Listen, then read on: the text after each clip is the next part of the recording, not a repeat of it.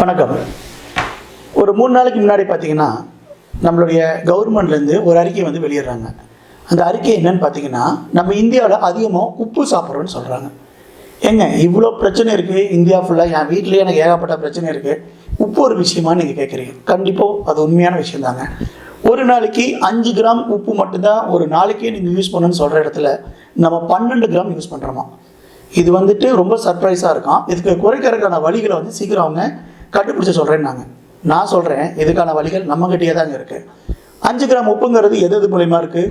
நீங்கள் சமையலுக்கு போடக்கூடிய ஒரு சிட்டி உப்பு. மொத்தமாக சாம்பாருக்கு நம்ம என்னுடைய மனைவியோ அம்மாவோ தங்கச்சியோ வந்து சமைக்கும் போது ஒரு சிட்டி உப்பு போடுவாங்க. அதில் உப்பு இருக்குது. பொரியல் பண்ணும்போது போடுறாங்க, நீங்கள் பண்ணுற கூட்டில் போடுறாங்க. சில பேர் சாப்பாடு வடிக்கும் போது உப்பு போட்டு எடுப்பாங்க. அதுக்கப்புறம் இதில் இருக்குது, நீங்கள் சாப்பிட்ற அப்பளத்தில் இருக்குது. ஸோ நீங்கள் எது சாப்பிட்டாலும் உப்பு இருக்கும். உண்மை தாங்க. நம்ம பாரம்பரியத்தில் உப்பு இல்லாத பண்டம் குப்பை இல்லைன்னு சொல்லுவாங்க. ஸோ உப்பு ரொம்ப அதிகம். பட் இதை தவிர வெளியே நீங்கள் வாங்கி கொடுக்கக்கூடிய சிப்ஸில் இருக்குது. உப்புக்குன்னு ஒரு சில பொருட்கள் விற்கிறாங்க இல்லையா, சால்ட்டட் அப்படின்னு சொல்லி போடுவாங்க. சால்ட்டடு பீனட்ஸாக இருக்கும், இல்லை சால்ட்டடு சிப்ஸாக இருக்கும், அந்த மாதிரி விஷயங்கள் இருக்குது. கெச்சப்பில் இருக்குது, நீங்கள் சாப்பிடக்கூடிய பிஸாவில் இருக்குது. ஸோ இது மாதிரி பேக்கடு ஃபுட்லேயும் பார்த்திங்கன்னா அதிகமான உப்புகள் இருக்குது. இப்போ நம்ம வீட்டில் மட்டும் சாப்பிட்றது இல்லாமல் வெளியே சாப்பிடும்போது அதில் அதிகமான உப்புகள் எடுக்கணும். இந்த மாதிரி அதிகமான உப்புகள் எடுக்கும்போது கண்டிப்பாக நம்ம கிட்னி அதிகமாக வேலை செய்ய ஆரம்பிக்கும். இந்த கிட்னி அதிகமாக வேலை செய்யும் போது நீங்கள் சரியாகவும் தண்ணி குடிக்கிறது இல்லை, உப்பும் அதிகம் எடுக்கிறீங்க, உடற்பயிற்சியும் கிடையாது. அப்படின்னு பார்க்கும்போது உங்களுக்கு அன்வான்ட் எகெயின் அந்த இடத்துல உடல்நிலை கோளாறு வரும். அது உடம்பு ஏறலாம் இறங்கலாம். அது மட்டும் இல்லாத கோபங்கள் கண்டிப்பாக அதிகமாக இருக்கும். பிளட் ப்ரெஷர் அது ரொம்ப ரொம்ப முக்கியம். பிளட் ப்ரெஷர் வர வர இதய நோய் உங்களுக்கு வர ஆரம்பிச்சிடும். அப்போ நீங்கள் எப்படி உப்பை நீங்கள் குறைப்பீங்க? ரெகுலராக நீங்கள் உப்பு யூஸ் பண்ணுறீங்க அப்படின்னா ஒரே மாதிரி உப்பு, இப்போ நிறைய பேர் பிங்க் சால்ட்டு இல்லை வந்து டாட்டா உப்பு இந்த மாதிரி நீங்கள் சொல்கிறீங்க, அயோடின் கலந்த உப்புலாம் சொல்கிறீங்க.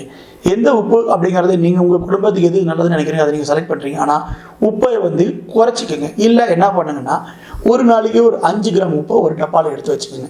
அந்த 5 கிராம்குள்ளேயே மொத்த குடும்பத்துக்கு நீங்கள் யூஸ் பண்ணுற மாதிரி பாருங்கள். ரொம்ப முன்ன பின்ன வேணா கூட சிறிதளவு நீங்கள் சிட்டியை ஆட் பண்ணிக்கிங்க. பட் அதிகமான உப்பை நீங்கள் அப்போ வந்து தவிர்க்கலாம். ரெண்டாவது விஷயம், ட்ரை ஃபிஷ். நானும் சின்ன வயசுலேருந்து கருவாடு சாப்பிட்டு வளர்ந்தவன் தான். பட் கருவாடில் அதிகமான உப்பு இருக்கிறதுனால அதை நீங்கள் குறைச்சிக்கணும். அது மட்டும் இல்லாமல் ஊறுகாலையும் வந்து அதிக உப்பு இருக்குது. நிறைய பேர் பார்த்திங்கன்னா இந்த வெள்ளரி பிஞ்சு, கேரட்டு, அதுமாதிரிலாம் வந்து மிளகாலாம் பார்த்திங்கன்னா உப்பில் ஊற வச்சு எடுத்து சாப்பிடுவாங்க. அதை நீங்கள் ரொம்ப ரொம்ப குறைச்சிக்கணும். உப்பு அதிகமாக சாப்பிட்றதுனால உங்களுக்கு ஃப்யூச்சரில் கால் வலியோ கால் வீக்கமோ வரும். கிட்னி வந்து ரொம்ப அஃபெக்ட் பண்ணணும். ஸோ உப்பை நீங்கள் எவ்வளோக்கு எவ்வளோ குறைக்கிறீங்களோ அவ்வளோக்கு எவ்வளோ நல்லது. சின்ன வயசுலேருந்தே பசங்களுக்கு இந்த உப்பு குறைச்சி கொடுக்க சொல்லுங்கள். இன்னும் சொல்ல போனால் அவன் கோவத்தை கூட கண்ட்ரோல் பண்ணிக்குவோம். அதனால் உப்பை ரொம்ப சாதாரணமாக நினைக்காதீங்க. உப்புக்காக சத்தியாகிரகம் வரைக்கும் நடந்திருக்கு. அதனால் வரலாற்றிலே உப்போட பேர் வந்து இருக்குங்க. உப்பு சத்தியாகிரகம் இருக்குது, ஞாபகம் வச்சுக்கோங்க. அதனால் உப்பை எந்த காரணம் கொண்டும் ரொம்ப மலிவாக நினச்சிக்காதீங்க. அதுவும் அதிகமானால் நம்மளோட உடல்நலத்தை பாதிக்கும். அதனால் உப்பை தேவையானவர் மட்டும் யூஸ் பண்ணுங்கள். ஆரோக்கியமாக வாழ்றதுக்கு முயற்சி பண்ணுங்கள். வணக்கம்.